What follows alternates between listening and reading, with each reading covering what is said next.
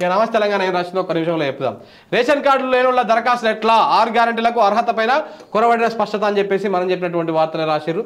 ఇంకొకటి పురుషులకు ప్రత్యేకం అని చెప్పేసి బస్సులల్లా బస్సులల్లా మొన్నటి దాకానేమో స్త్రీలకు ప్రత్యేకం ఉంటుండే, ఇప్పుడు స్త్రీల డామినేషన్ పెరిగిపోయింది.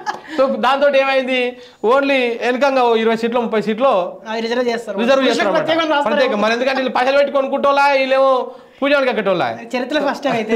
కాబట్టి ఈ రిజర్వ్ చేసేటువంటి యోచనలో ఆర్టీసీ ఉందంట. పాపం ఆయన బాధ కాదు, రేవంత్ రెడ్డి గారు ప్రత్యేకత గొప్పతనం ఇది.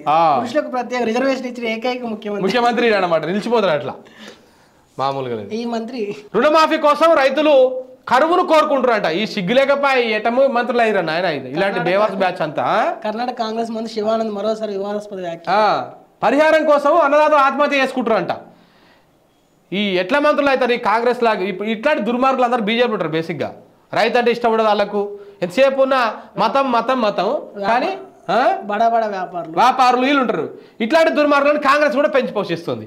వీడు ఒక మంత్రి, ఇందో కథ, ఈయన బతుకులు పాడిగా. రుణమాఫీ కోసం రైతులు కరువును కోరుకుంటారట. ఎవడన్నా కోరుకుంటాడా? అసలు ఎవడన్నా కోరుకుంటారా అట్లా? ఏ రైతు అయినా సరే పంట పండితే వాళ్ళకి కడుపున సంబంధం ఉంటుంది. పచ్చని పంట చూస్తే వాళ్ళకి అది ఉంటుంది. కరువు కోరుకుంటారంట. ఏం చెప్పాలి? రుణమాఫీ కోసం రైతులు కరువును కోరుకుంటారంట. నీకు చేత కాదు, ఆడలేక మధ్య ధర అంటారు చూసినావు గట్లా. నీకు చేత కాక, నీకు రుణమాఫీ హామీ ఇచ్చింది అది నెరవేర్చడం చేత కాక గిట్లా రైతుల మీద నూకడం. సిగ్గుండాలి కొంచెం అన్న.